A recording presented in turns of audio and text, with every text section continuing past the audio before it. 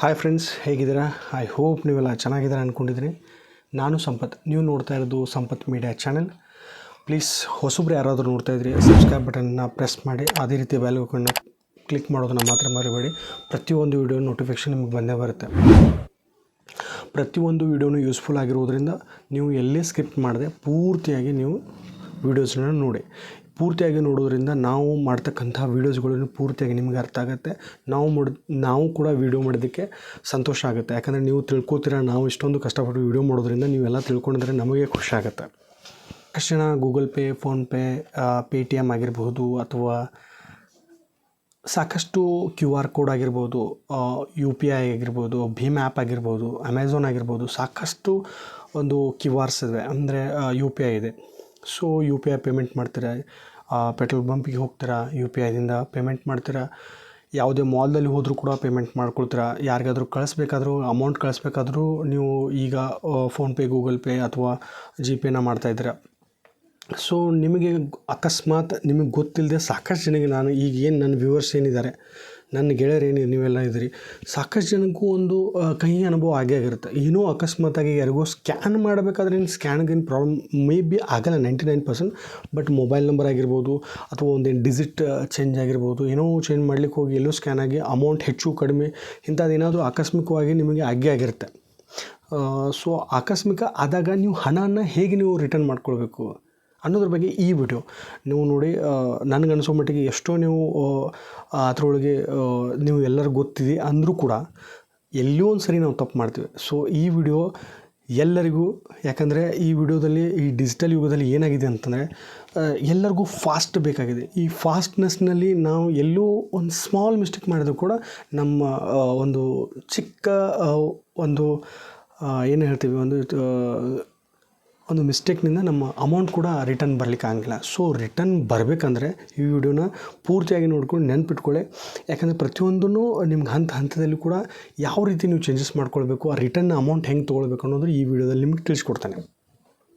ಗೆಳೆಯರೇ, ಡಿಜಿಟಲ್ ಯುಗದಲ್ಲಿ ಹಣ ಒಂದು ವಹಿವಾಟು ಏನಂತೀವಿ, ಟ್ರಾನ್ಸ್ಫರ್ ಮಾಡ್ಬೋದು, ಅತಿ ಹೆಚ್ಚು ಸುಲಭ ಅಂದರೆ ಇದೆ. ಇಲ್ಲಾಂದರೆ ಮೊದಲು ಏನಾಗ್ತಿತ್ತು, ನೀವು ಹೋಗಿ ಒಂದು ಬ್ಯಾಂಕಲ್ಲಿ ಸ್ಲಿಪ್ ಬರೆದ್ಬಿಟ್ಟು ಅದನ್ನ ಸ್ಲಿಪ್ ಟೋಕನ್ ತೊಗೊಂಡು ನಾವು ಟೋಕನ್ ನಂಬರ್ ಕರೆದಾಗ ಹೋಗಿ ಅಮೌಂಟ್ ತೊಗೊಂಬರ್ಬೋದು, ಅಥವಾ RTGS ನೆಫ್ಟ್ ಮುಖಾಂತರ, ಅಥವಾ ನಾವು ಚೆಕ್ ಮುಖಾಂತರ ಕ್ಯಾಶ್ ತೊಗೊಳ್ಬೇಕು. ಇವೆಲ್ಲ ವಹಿವಾಟದಿಂದ ಅದು ಡಿಜಿಟಲ್ ಯುಗದಿಂದ ಬಂದಾಗ ಏನಾಗಿತ್ತು ಅಂದರೆ, ನೀವು ಯಾರಿಗೆ ಕಳಿಸ್ಬೇಕಾಗಿರ್ಬೋದು, ಅದು ಯಾರಿಂದ ಅಮೌಂಟ್ ತೊಗೊಳ್ಬೋದು, ನೀವು ದುಡ್ಡಿನ ಅವಶ್ಯಕತೆ ಅಂತಲೇ ಇಲ್ಲ. ಅಂದರೆ ಇನ್ ಹ್ಯಾಂಡ್ ನಾವು ದುಡ್ಡನ್ನೇ ಹಿಡ್ಕೊಂಡು ಸುತ್ತಾಡುವಂಥ ಅವಶ್ಯಕತೆ ಇಲ್ಲ. ಕಾರ್ಡ್ ಇದೆ, ಕಾರ್ಡ್ಸ್ ಪೇಮೆಂಟ್ ಇದೆ, ನೆಟ್ ಬ್ಯಾಂಕಿಂಗ್ ಇದೆ, QR ಇದೆ, ಮೊಬೈಲ್ ಆ್ಯಪ್ ಇಲ್ಲಿ. ಅದರಲ್ಲಿ ಕೂಡ ಈ ಮೊಬೈಲ್ ಆ್ಯಪ್ ಏನು ಬಂದಿದೆ, UPI ಆಗಿರ್ಬೋದು, ಇನ್ಸ್ಟಂಟ್ ಏನಂತ ಕರಿತೀವಿ, ಇನ್ಸ್ಟಂಟ್ ನೀವು UPI, ಭೀಮ್ ಆಗಿರ್ಬೋದು, ಸಾಕಷ್ಟಿದೆ, ಫೋನ್ಪೇ, ಗೂಗಲ್ ಪೇ, ಇವೆಲ್ಲ ಯಾರ್ದಾದ್ರೂ ಮೊಬೈಲ್ದಲ್ಲಿ 99% ಎಲ್ಲರ ಮೊಬೈಲ್ದಲ್ಲೂ ಕೂಡ ಯಾವುದಾದ್ರೂ ಒಂದು ಪೇ ಇದ್ದೇ ಇರುತ್ತೆ.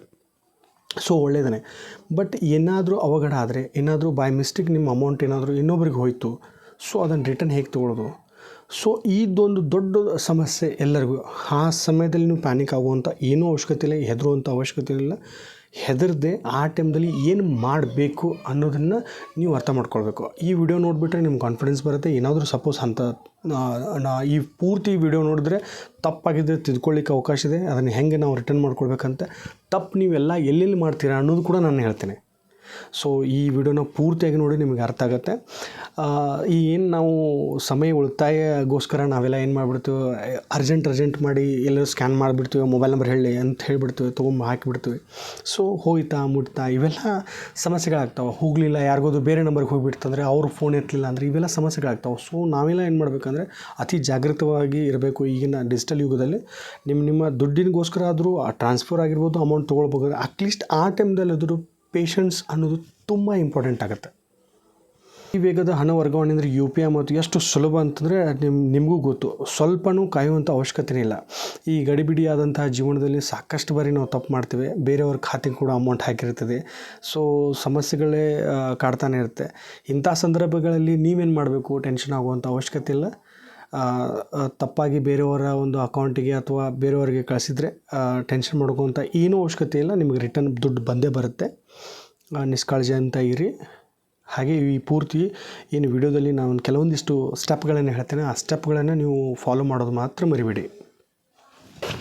ಗೆಳೆಯರೆ, ಬೈ ಮಿಸ್ಟೇಕಾಗಿ ನೀವೇನಾದ್ರು ಬೇರೆಯವ್ರಿಗೆ ಟ್ರಾನ್ಸ್ಫರ್ ಮಾಡಬೇಕಾದ್ರೆ ನೀವು ಕಳಿಸ್ಬೇಕಾದಂಥ ವ್ಯಕ್ತಿಗೆ ಅಥವಾ ಏನು ಯಾರಿಗೆ ಕಳಿಸ್ಬೇಕಂತ ಏನಿರುತ್ತೆ ಅವ್ರು ಕಳಿಸ್ದೆ ಬೇರೆಯವ್ರಿಗೆ ಏನಾದರೂ ಹೋದರೆ ತಕ್ಷಣವಾಗಿ ನೀವು ಪ್ಯಾನಿಕ್ ಆಗಿದೆ. ಸಂದರ್ಭವನ್ನು ಅತ್ಯಂತ ಸಮಾಧಾನವಾಗಿ ನೀವು ಅದನ್ನು ಅರ್ಥ ಮಾಡ್ಕೊಳ್ಬೇಕು. ಇದು ಮಿಸ್ಟೇಕ್ ಆಗಿದೆ ಅಂತ ನೀವು ಫಸ್ಟ್ ತಿಳ್ಕೊಳ್ಬೇಕು. ನನ್ನಿಂದ ಮಿಸ್ಟೇಕ್ ಆಯಿತು ಅಂತ. ಸೊ ಮಿಸ್ಟೇಕ್ ಆಗಿದೆ ಅಂದರೆ ಪ್ಯಾನಿಕ್ ಆಗುವಂಥ ಅವಶ್ಯಕತೆ ಇಲ್ಲ. ಶಾಂತವಾಗಿ ನೀವು ಇರ್ರಿ. ತಕ್ಷಣವೇ ನೀವು ಬ್ಯಾಂಕಿನ ಸೇವಾ ಕೇಂದ್ರ ಅಂತ ಇರುತ್ತೆ. ಸೊ ಬ್ಯಾಂಕಿನ ಕಸ್ಟಮರ್ ಕೇರ್ ಸರ್ವಿಸ್ಗೆ ನೀವು ಕಾಲ್ ಮಾಡಿ ವಿಷಯನ ಸಂಕ್ಷಿಪ್ತವಾಗಿ ತಿಳಿಸ್ಬೇಕು. ಮೊದಲಿಗೆ ಇಮಿಡಿಯೇಟ್ಲಿ ನೀವು ನಿಮ್ಮ ಬ್ಯಾಂಕಿಗೆ ಸಂಬಂಧಪಟ್ಟಂಥ ನೀವು ಗೂಗಲ್ದಲ್ಲಿ ಹೊಡೆದು ನೋಡ್ಬೋದು. Customer care State Bank, customer care Bank of Baroda, customer care Canara Bank. So customer ಕೇರ್ಗೆ ಸಂಬಂಧಪಟ್ಟಂಥ ವಿಷಯಗಳನ್ನು ಮುಟ್ಟಿಸ್ಬೇಕು. ಈ ಮೂಲಕ ನೀವೇನು ಮಾಡಬೇಕು, ಪಾವತಿಗಳನ್ನ ನಿಮ್ಮ ಸಮಸ್ಯೆಗಳನ್ನು ಸ್ಪಷ್ಟವಾಗಿ ಹೇಳಬೇಕು ಅವ್ರಿಗೆ. ಟೋಲ್ ಫ್ರೀ ನಂಬರ್ ಇರುತ್ತೆ. ಸೊ ಯಾವುದೇ ರೀತಿಯಿಂದ ನಿಮಗೆ ಟೆನ್ಷನ್ ಇಲ್ಲ, ಟೋಲ್ ಫ್ರೀ ನಂಬರ್ ಇರುತ್ತೆ. ಸೊ ಆಯಾ ಬ್ಯಾಂಕಿಗೆ ನೀವು ಸರಿಯಾದಂಥ ಮಾಹಿತಿಗಳನ್ನು ತಿಳಿಸ್ಬೇಕು, ಏನಾಯಿತು ಏನಿಲ್ಲ ಅಂತ. ಎರಡನೇ ಸ್ಟೆಪ್ ಏನಂತಂದರೆ UPI ಸರ್ವಿಸ್ ಪ್ರೊವೈಡರ್ ಸಂಪರ್ಕ. UPIದಲ್ಲಿ ನೀವು ಕೆಳಗಡೆ ನೀವು ಯಾವುದೇ ಒಂದು UPI ಆ್ಯಪಲ್ಲಿ ಕೆಳಗಡೆ ಒಂದು ಮೊಬೈಲ್ ನಂಬರ್ ಇರುತ್ತೆ, ಅವ್ರದ್ದು ಟೋಲ್ ಫ್ರೀ ನಂಬರ್. ಅವ್ರಿಗೆ ಫೋನ್ ಮಾಡಿ. ಅದು ಗೂಗಲ್ ಪೇ ಇರ್ಬೋದು, ಫೋನ್ಪೇ ಇರ್ಬೋದು, ಅಥವಾ Paytm ಇರ್ಬೋದು, ಭೀಮ್ ಆ್ಯಪ್ ಇರ್ಬೋದು. ಇನ್ನಿತರ ಯಾವುದೇ ರೀತಿಯಿಂದ ಆ್ಯಪಿಗೆ ಸಂಬಂಧಪಟ್ಟಂತೆ ಒಂದು ಕಸ್ಟಮರ್ ಕೇರ್ ಗ್ರಾಹಕ ಸೇವಾ ಸಿಬ್ಬಂದಿಗೆ ನೀವು ಕರೆ ಮಾಡಬೇಕು. ಕರೆ ಮಾಡಿದಾಗ ನೀವು ಅದರ ಹತ್ರ ಏನಿರಬೇಕಂತ ಸ್ಕ್ರೀನ್ಶಾಟ್ ತೊಗೊಂಡಿಟ್ಕೊಳ್ಬೇಕು. ಏನೇನು ಸ್ಕ್ರೀನ್ಶಾಟ್ ಇರಬೇಕು, ಒಂದು ಸ್ಕ್ರೀನ್ಶಾಟ್ ಇದ್ದರೆ ಸಾಕು. ಮಾಹಿತಿಯನ್ನು ಒದಗಿಸಬೇಕು. ಏನಂತ ಕೆಲವೊಂದಿಷ್ಟು ಮಾಹಿತಿಗಳನ್ನು ನೀವು ನೆನಪಿಟ್ಕೊಳ್ಬೇಕು. ಏನಂದರೆ ಪಾವತಿದಾರರ ಹೆಸರು, ಯಾರಿಗೆ ನೀವು ಕಳಿಸ್ಬೇಕಾಗಿತ್ತು, ಯಾರಿಗೆ ಕಳಿಸಿದಿರಿ ಅದನ್ನು ಫಸ್ಟು ನೀವು ನೆನಪಿಟ್ಕೊಳ್ಬೇಕು. ಆಮೇಲೆ ವಹಿವಾಟು ID, ಟ್ರಾನ್ಸಾಕ್ಷನ್ ID ಅಂತ ಒಂದು ಬರುತ್ತೆ, TNX ಅಂತ ಒಂದು ಬರುತ್ತೆ. ಟ್ರಾನ್ಸಾಕ್ಷನ್ ID ಅದನ್ನು ನೆನಪಿಡ್ಬೇಕು. ಸ್ಕ್ರೀನ್ಶಾಟ್ ಹೊಡೆದ್ಬಿಟ್ರೆ ಗೊತ್ತಾಗುತ್ತೆ. ಅದು ವಹಿವಾಟಿನ ಡೇಟು ಮತ್ತು ಎಕ್ಸಾಕ್ಟ್ ಟೈಮಿಂಗ್ ಇರುತ್ತೆ, ಅದನ್ನು ನೆನಪಿಟ್ಕೊಳ್ಳಿ. ಆಮೇಲೆ ನೀವು ಎಷ್ಟು ಅಮೌಂಟನ್ನು ಹಾಕಬೇಕಾಗಿತ್ತು, ನೀವು ಎಷ್ಟು ಅಮೌಂಟನ್ನು ಹಾಕಿದ್ದೀರಿ. ಸಪೋಸ್ ಏನೋ ಬೈ ಮಿಸ್ಟೇಕಾಗಿ ಅಷ್ಟೇ ಇದ್ದರೆ ಯಾರಿಗೆ ಕಳಿಸ್ಬೇಕು 10,000 ಕಳಿಸ್ತಾ ಇದ್ರಿ, ಫಾರ್ ಎಕ್ಸಾಂಪಲ್ 10,000ನೇ ಬೈ ಮಿಸ್ಟೇಕಾಗಿ ಬೇರೆಯವ್ರಿಗೆ ಹೋಗಿಬಿಟ್ಟಿದೆ, ಅದು ಕರೆಕ್ಟು. ಇವೇನು ಅಮೌಂಟ್ ಇದೆ ಇದನ್ನೆಲ್ಲನೂ ನೀವು ನೆನಪಲ್ಲಿ ಇಟ್ಕೊಳ್ಳಿ. ಈ ಮಾಹಿತಿಗಳನ್ನ ನೀವು ತಿಳ್ಕೊಳ್ಳೇಬೇಕು. ಈ ಮಾಹಿತಿಗಳನ್ನು ಅವರಿಗೆ ಗ್ರಾಹಕ ಸೇವಾ ಸಿಬ್ಬಂದಿಗೆ ನೀವು ಎಲ್ಲ ಮಾಹಿತಿ ಹೇಳಿದರೆ ಅವರು ಕೂಡ ನಿಮಗೆ ಸಹಾಯ ಮಾಡ್ತಾರೆ. ತಕ್ಷಣವೇ ಆಗಬೇಕು ಇದೆಲ್ಲ. ನಿಮಗೆ ಗೊತ್ತಿರುವ ಹಾಗೆ ಭಾರತದ ರಿಸರ್ವ್ ಬ್ಯಾಂಕ್ RBI ಏನಂತ ಕರಿತೀವಿ, ನಿಯಮದ ಪ್ರಕಾರ ನೀವು ಪಾವತಿಸಬೇಕಾದ ವಿವರಗಳನ್ನು ಒದಗಿಸುವ ಬಳಿಕ ನೀವೆಲ್ಲ ಏನೇನು ಫೋನಲ್ಲಿ ಹೇಳಿರ್ತೀರ ಅವ್ರ ವಿವರ ಬಳಿಕ ಆಯಾ ಬ್ಯಾಂಕು 48ರಿಂದ 72 ಗಂಟೆ ಒಳಗಾಗಿ ನಿಮ್ಮ ಪರಿಹಾರ ಅವ್ರು ನೀಡಲೇಬೇಕು. ಇದು RBI ರೂಲ್ ಇದೆ, ನೆನ್ಪಿಟ್ಕೊಳ್ಳಿ. ಇಲ್ಲ ಅಂತಂದರೆ ನೀವು NPCI ಅಂದರೆ National Payments Corporation of India ಪೋರ್ಟಲ್ದಲ್ಲಿ ಕಂಪ್ಲೇಂಟ್ ಕೂಡ ನೀವು ದೂರನ್ನು ದಾಖಲಿಸ್ಬೋದು. ಇದಕ್ಕೆ ಆನ್ಲೈನ್ ಮುಖಾಂತರವೇ ಕಂಪ್ಲೇಂಟ್ ಮಾಡ್ಬೋದು. ಅದು ಹೇಗೆ ಹಂತವಾಗಿ ಅನುಸರಿಸಬೇಕಂದ್ರೆ NCPI ಅಧಿಕೃತ ವೆಬ್ಸೈಟ್ಗೆ ನೀವು ಭೇಟಿ ನೀಡಬೇಕಾಗುತ್ತೆ. ಅಂದರೆ ನಾವು ವೆಬ್ಸೈಟ್ ಲಿಂಕನ್ನು ಡಿಸ್ಕ್ರಿಪ್ಷನ್ ಬಾಕ್ಸಲ್ಲಿ ಕೂಡ ಹಾಕ್ತೀನಿ. ಈಗ ನಾನು ಸ್ಕ್ರೀನ್ಶಾಟಲ್ಲಿ ಹಾಕ್ತೀನಿ. http://www.npci.org.in ಇದನ್ನು ಕ್ಲಿಕ್ ಮಾಡಿ ಕಾಂಟ್ಯಾಕ್ಟ್ ಅಸ್ ಅಂತ ಒಂದು ಆಪ್ಷನ್ ಇರುತ್ತೆ. ಕಾಂಟ್ಯಾಕ್ಟ್ ಅಸ್ ಅಂತ ಹೋಗಿ ಅಲ್ಲಿ ಕ್ಲಿಕ್ ಮಾಡಿದಾಗ ಅಗತ್ಯದ ಎಲ್ಲ ಮಾಹಿತಿಗಳನ್ನು ಮೇಲ್ಗಡೆ ಆಲ್ರೆಡಿ ನಿಮಗೆ ಹೇಳಿದ್ದೇನೆ. ಏನು ಅವರ ಹೆಸರಾಗಿರ್ಬೋದು, ಪಾವತಿದಾರರ ಹೆಸರಾಗಿರ್ಬೋದು, ಪಾವತಿದಾರರ ಟ್ರಾನ್ಸಾಕ್ಷನ್ ID ಆಗಿರ್ಬೋದು, ವಹಿವಾಟಿನ ID ಅಂತ ಕರಿತೀವಿ. ವಹಿವಾಟಿನ ದಿನಾಂಕ ಅಂದರೆ ಡೇಟು, ಟೈಮಿಂಗ್ ಇರ್ತದೆ. ಆಮೇಲೆ ಅಮೌಂಟ್ ಕೂಡ ಅಲ್ಲಿ ಇರುತ್ತೆ. ಸೊ ಇಷ್ಟೆಲ್ಲ ನೀವು ವಿಷಯಗಳನ್ನು ಅಗತ್ಯ ವಿಷಯಗಳಂತ ಏನು ಹೇಳ್ತೀವಿ ಅಲ್ಲಿ ಭರ್ತಿ ಮಾಡಿದಾಗ UPI ವಹಿವಾಟು ಏನು ಹೇಳ್ತೀವಿ ಅಥವಾ ವರ್ಗಾವಣೆ ID ಆಗಿರ್ಬೋದು, ವರ್ಗಾವಣೆ ಅಮೌಂಟ್ ಮಾಡಿರೋಗಿರ್ಬೋದು, ಯಾವ ದಿನಾಂಕ, ನಿಮ್ಮ ಇಮೇಲ್ ID ಆಗಿರ್ಬೋದು, ನಿಮ್ಮ ಮೊಬೈಲ್ ನಂಬರ್ ಆಗಿರ್ಬೋದು. ಸೊ ಇಶ್ಯೂ ಏನಂತ ಅಲ್ಲಿ ಟೈಪ್ ಮಾಡಬೇಕಾಗತ್ತೆ. ಇಶ್ಯೂ ಏನಂತ ಕೇಳುತ್ತೆ, ಇಶ್ಯೂ ಟೈಪ್ ಅಂತ ಕೇಳುತ್ತೆ. ಅಲ್ಲಿ ಇಶ್ಯೂ ಟೈಪ್ ರಾಂಗ್ಲಿ ಟ್ರಾನ್ಸ್ಫರ್ಡ್ ಅಂತ ನೀವು ಹಾಕಬೇಕು. ರಾಂಗ್ಲಿ ಟ್ರಾನ್ಸ್ಫರ್ಡ್ ನಾನು ಇಲ್ಲಿ ಕ್ಯಾಪ್ಷನ್ದಲ್ಲಿ ಹಾಕ್ತೇನೆ ನೋಡಿರಿ, ಡಿಸ್ಕ್ರಿಪ್ಷನ್ ಬಾಕ್ಸಲ್ಲಿ ಈ ವರ್ಡನ್ನು ಹಾಕಿ ರಾಂಗ್ಲಿ ಟ್ರಾನ್ಸ್ಫರ್ಡ್ ಅಂತ ಹಾಕಿದ ಮೇಲೆ ಆಯ್ಕೆ ಮಾಡಿ. ಹೇಳಿದ್ರೆ ನೀವು ಫಾರ್ಮ್ ಕೂಡ ಸಲ್ಲಿಸ್ಬೋದು. NCPI ನಿಮ್ಮ ದೂರು ಪರಿಶೀಲನೆ ಸಂಬಂಧಪಟ್ಟ ಬ್ಯಾಂಕ್ ಅಥವಾ UPI ಪೂರೈಕೆದಾರರೊಂದಿಗೆ ಸಂಪರ್ಕ ಮಾಡುವುದರ ಮೂಲಕ ನಿಮಗೆ ಪರಿಹಾರ ಒದಗಿಸುತ್ತಾರೆ. ಅತ್ಯಂತ ಸರಳ ಮಾಹಿತಿ ಅಂತಂದರೆ ನೀವು ಹಣ ಸ್ವೀಕರಿಸಿದ ಅಥವಾ ಹಣ ಏನು ಸಂದಾಯ ಮಾಡಿರ್ತಾರೆ ಆ ವ್ಯಕ್ತಿಯನ್ನು ಸಂಪರ್ಕಿಸಲು ಪ್ರಯತ್ನಿಸಬೇಕು. ಮೊದಲಿಗೆ ಇವೆಲ್ಲ ಕಂಪ್ಲೇಂಟ್ಸ್ ಎಲ್ಲ ಒಂದು ಕಡೆ ಇರಲಿ. ಫಸ್ಟ್ ನೀವೇನು ಮಾಡಿ ಆ ಮನುಷ್ಯನ ಹುಡುಕ್ರಿ, ಯಾರಿದ್ದಾನೆ ಏನಿದ್ದಾನೆ ಅಂತ. ಅಟ್ಲೀಸ್ಟ್ ಅವನಿಗೆ ಹೇಳಿ ನೀವು ತಪ್ಪಾಗಿ ಕಳಿಸಿದಂತಹ ಬ್ಯಾಂಕ್ ಡೀಟೇಲ್ಸ್ ತೊಗೊಂಡು ಅವ್ರಿಗೆ ಸಂಪರ್ಕ ಮಾಡಲಿಕ್ಕೆ ಸಹಾಯ ಮಾಡಲಿಕ್ಕೆ ಬ್ಯಾಂಕ್ದವ್ರು ಕೂಡ ನಿಮಗೆ ಹೆಲ್ಪ್ ಮಾಡಬಹುದು. ನೀವು ಈ ವೇ ಆಫ್ ಟಾಕಿಂಗ್ ಹೆಂಗಿರ್ತದೆ, ವೇ ಆಫ್ ನೀವು ಅಪ್ರೋಚ್ ಹೆಂಗೆ ಮಾಡ್ತಾರೆ ಬ್ಯಾಂಕ್ ಸಿಬ್ಬಂದಿ ಜೊತೆ ನಿಮಗೆ ಡೀಟೇಲ್ಸ್ ಕೊಡ್ತಾರೆ. ಈ ಮಾಹಿತಿಗಳನ್ನು ತೊಗೊಂಡು ನೀವೇನು ಮಾಡಬೇಕು, ಹಣ ರಿಟರ್ನ್ ಮಾಡುವಂತೆ ಅವ್ರಿಗೆ ನೀವು ಸಮಜಾಯಿಸಿ ಹೇಳಬೇಕು. ಅದೇ ರೀತಿ ವಿನಂತಿಸ್ಕೊಳ್ಬೇಕು. ಹಣ ಹಿಂದಿರುಗಿಸುವ ಪದ್ಧತಿ ಏನಿರುತ್ತೆ, ಹೇಳುವಂಥ ಪದ್ಧತಿ ಅತ್ಯಂತ ವಿನಯದಿಂದ, ಶಾಂತ ಮನೋಭಾವದಿಂದ ಅವ್ರಿಗೆ ರಿಕ್ವೆಸ್ಟ್ ಮಾಡಿ, ಈ ರೀತಿ ನಮ್ಮದು ಬೈ ಮಿಸ್ಟೇಕಾಗಿ ಟ್ರಾನ್ಸ್ಫರ್ ಆಗಿದೆ, ಸೊ ರಿಟರ್ನ್ ಮಾಡಿ ಅನ್ನೋದರ ಮೂಲಕ ಅವರು ಕೂಡ ಅವ್ರ ಮನಸ್ಸಿಗೆ ನೀವು ತಾಗುವಂತೆ ಹೇಳಿದರೆ ಅವ್ರು ರಿಟರ್ನ್ ಮಾಡ್ತಾರೆ. ಹೇಳಿದ್ರೆ ಈಗೆಲ್ಲ RBI ರೂಲ್ ಪ್ರಕಾರ ನೀವು ಹೆದರುವಂಥ ಅವಶ್ಯಕತೆ ಇಲ್ಲ. ಬ್ಯಾಂಕು ಪ್ರತಿಯೊಂದು ಹಂತದಲ್ಲೂ ಕೂಡ ನಿಮ್ಮ ಜೊತೆಗಿರುತ್ತೆ, ನಿಮ್ಮ ಸಹಾಯ ಮಾಡುತ್ತೆ ಅಂತ ಗ್ಯಾರಂಟಿ. ನಿಮ್ಮ ಅಮೌಂಟ್ ಇಷ್ಟೆಲ್ಲ ಮಾಡಿದರೂ ಕೂಡ ನಿಮಗೆ ಅಮೌಂಟು ಬರಲಿಲ್ಲ ಅಂದರೆ, ಅಮೌಂಟ್ ದೊಡ್ಡದಾಗಿದ್ದರೆ, ನೀವು ಇಷ್ಟೆಲ್ಲ ರೀತಿಯಿಂದ ಪ್ರಯತ್ನ ಮಾಡಿದರೂ ಕೂಡ ಈ ಪ್ರಯತ್ನಕ್ಕೆ ಪ್ರತಿಫಲ ಸಿಗಲಿಲ್ಲ ಅಂದರೆ ಸೀದಾ ನಿಯರ್ ಬೈ ಪೊಲೀಸ್ ಸ್ಟೇಷನ್ಗೆ ಹೋಗಿ ಕಂಪ್ಲೇಂಟ್ನ ಲಾಡ್ಜ್ ಮಾಡಬಹುದು. ಪೊಲೀಸ್ ಅಧಿಕಾರಿಗಳು ನಿಮಗೆ ವ್ಯವಹಾರಗಳನ್ನು ಪರಿಶೀಲಿಸಿ ಸೂಕ್ತ ಕ್ರಮ ಕೈಗೊಳ್ಳಲಿಕ್ಕೆ ನಿಮ್ಮಿಂದ ಅವರು ದೂರನ್ನು ತೆಗೆದುಕೊಳ್ಳುತ್ತಾರೆ. ಇದನ್ನು ನೆನಪಿಟ್ಕೊಳ್ಳಿ. ಇದರ ಜೊತೆಗೆ ನೀಡೆಡ್ ಸೂಕ್ತವಾದಂಥ ಮಾಹಿತಿಗಳ ವಿವರಣೆ ನೀವು ಆಲ್ರೆಡಿ ಏನೇನು ಬೇಕಾಗಿದೆ ಅದು ನಿಮ್ಮ ಹತ್ರ ಇದ್ದಾಗ ಮಾತ್ರ ನೀವು ಪೊಲೀಸ್ ಸ್ಟೇಷನ್ಗೆ ಹೋಗಿ.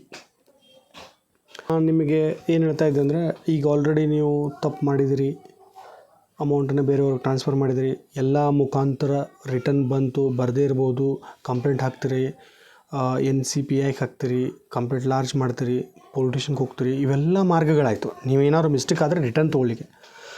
ಸೊ ಈ ರೀತಿ ತಪ್ಪು ಆಗಲೇಬಾರ್ದು, ನಾವು ಯಾವತ್ತೂ ತಪ್ಪು ಮಾಡದೇ ಇರ್ಬೋದು, ಇಂಥದ್ದು ಯಾವತ್ತೂ ನಿಮ್ಮ ಲೈಫಲ್ಲಿ ಬರಲೇಬಾರ್ದು ಅಂದರೆ ಕೆಲವೊಂದಿಷ್ಟು ಪಾಯಿಂಟ್ಸ್ಗಳನ್ನ ಹೇಳ್ತೀನಿ, ಅದನ್ನು ನೆನ್ಪಿಟ್ಕೊಳ್ಳಿ. ಆ ನೆನ್ಪಿಟ್ಕೊಂಡ್ಬಿಟ್ರೆ ನಿಮಗೆ ಯಾವುದೇ ರೀತಿಯಿಂದ ಈ ಡಿಜಿಟಲ್ ಟ್ರಾನ್ಸಾಕ್ಷನ್ಗೆ ಯಾವತ್ತೂ ನಿಮಗೆ ತೊಂದರೆ ಆಗ್ದಂಗೆ ಅದು ನೋಡ್ಕೊಳುತ್ತೆ. ನೀವೇನೇನು ನೋಡ್ಬೇಕಂತಂದರೆ, ಮೊದಲಿಗೆ ಹೇಳಬೇಕಂದ್ರೆ ವಿವರಗಳನ್ನ ಪರಿಶೀಲಿಸಿ. ಏನಾದರೂ ಒಂದು ಡಾಕ್ಯುಮೆಂಟ್ಸ್ ಕೊಟ್ಟಿದ್ದರೆ, ಅದೇ ಏನಾದ್ರು ವಾಟ್ಸಪ್ ಮಾಡಿರ್ತಾರೆ, ಟ್ರಾನ್ಸ್ಫರ್ ಮಾಡಲಿಕ್ಕೆ ಅಮೌಂಟ್ ಮಾಡಿರ್ತಾರೆ, ಅಥವಾ ಈ ಪರಿಶೀಲನೆ ಮಾಡಬೇಕಾದ್ರೆ ಹಣ ವರ್ಗಾವಣೆ ಮಾಡಲು ಮೊದಲು ನೀವು ಅಕೌಂಟ್ ಡೀಟೇಲ್ಸ್ ಅಥವಾ ಅಡ್ರೆಸ್ನ ಒಂದೆರಡು ಬಾರಿ ನೋಡಿನೇ ಅದರಲ್ಲಿ ಟೈಪ್ ಮಾಡಬೇಕು.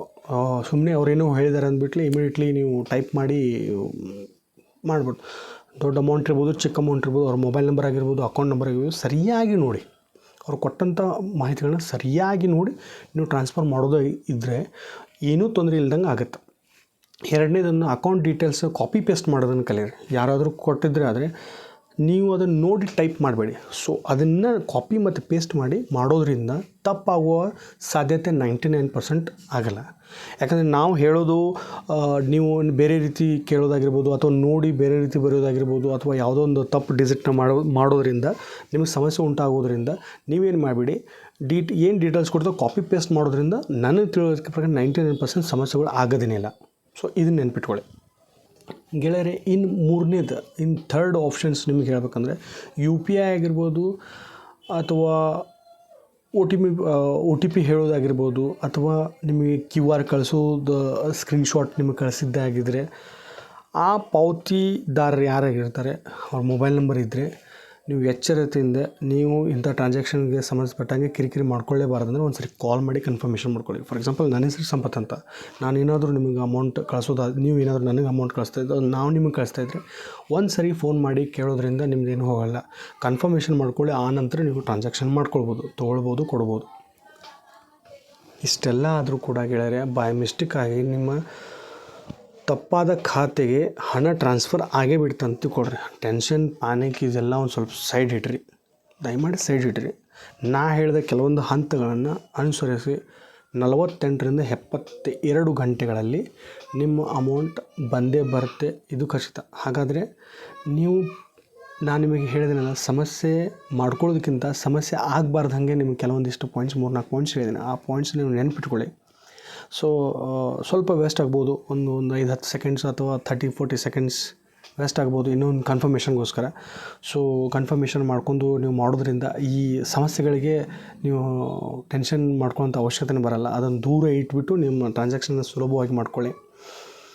ಹಾಗಾದರೆ ಗೆಳೆಯರಿ, ಮುಂದಿನ ಸಲ ನೀವು ಯಾವುದೇ ಡಿಜಿಟಲ್ ಪೇಮೆಂಟ್ಸ್ ಮಾಡಬೇಕಾದ್ರೆ ಒಂದು ಸರಿ ಈ ಪಾಯಿಂಟ್ಸನ್ನ ನೆನ್ಪಿಟ್ಕೊಳ್ಳಿ. ಅದೇ ರೀತಿ ನನ್ನನ್ನು ಕೂಡ ನೆನ್ಪಿಟ್ಕೊಳ್ಳಿ. ಹಣ ವರ್ಗಾವಣೆ ಮಾಡಿಸುವಾಗ ಅಹಿತಕರವಾದಂಥ ಘಟನೆಗಳಿಗೆ ತಪ್ಪಿಸಲಿಕ್ಕೆ ಕೆಲವೊಂದಿಷ್ಟು ಪಾಯಿಂಟ್ಸನ್ನು ಹೇಳಿದ್ದೀನಿ, ಅದನ್ನು ಕೂಡ ನೆನಪಲ್ಲಿ ಇಟ್ಕೊಳ್ಳಿ. ಇಂಥ ವೀಡಿಯೋಸ್ಗಳಿಗೆ ನಿಮಗೆ ಉಪಯುಕ್ತ ಅನಿಸಿದರೆ ಪ್ಲೀಸ್ ಲೈಕ್ ಮಾಡಿ, ಸಬ್ಸ್ಕ್ರೈಬ್ ಮಾಡಿ. ಯಾವುದೇ ರೀತಿಯಿಂದ ನಿಮಗೆ ಅಡಚಣೆ ಆಗಿದರೆ ಕಮೆಂಟ್ಸ್ ಮಾಡೋದ್ರ ಮೂಲಕ ನಾನು ಕೂಡ ಸ್ಪಂದಿಸ್ತೀನಿ ನನ್ನ ಬಿಡುವಿನ ಸಮಯದಲ್ಲಿ ಕೂಡ. ಪ್ಲೀಸ್ ನೀವು ಮೊದಲನೇ ಬಾರಿಗೆ ನೋಡ್ತಾ ಇದ್ದರೆ ಪ್ಲೀಸ್ ಸಬ್ಸ್ಕ್ರೈಬ್ ಮಾಡ್ಕೊಳ್ಳಿ. ನೀವು ಹಾಗೆ ಸಬ್ಸ್ಕ್ರೈಬ್ ಮಾಡದೆ ಹಾಗೆ ನೋಡ್ತಾ ಇದ್ದರೂ ಕೂಡ ಪ್ಲೀಸ್ ಸಬ್ಸ್ಕ್ರೈಬ್ ಮಾಡಿ. ನಾನು ಕೂಡ ನಿಮ್ಮವನೇ. ಪ್ಲೀಸ್ ಸಬ್ಸ್ಕ್ರೈಬ್ ಮಾಡೋದ್ರ ಮೂಲಕ ನೀವು ಬೆಂಬಲಿಸ್ತೀರಾ ಅಂದ್ಕೊಂಡಿದ್ದೀನಿ. ಇದೇ ರೀತಿ ಉಪಯುಕ್ತವಾದಂತಹ ಮಾಹಿತಿಗಳೊಂದಿಗೆ ಮುಂದಿನ ಸರಿ ಮತ್ತೊಂದು ವಿಡಿಯೋದೊಂದಿಗೆ ಭೇಟಿ ಆಗ್ತೇನೆ. ಅಲ್ಲಿವರೆಗೂ ನಮಸ್ಕಾರ.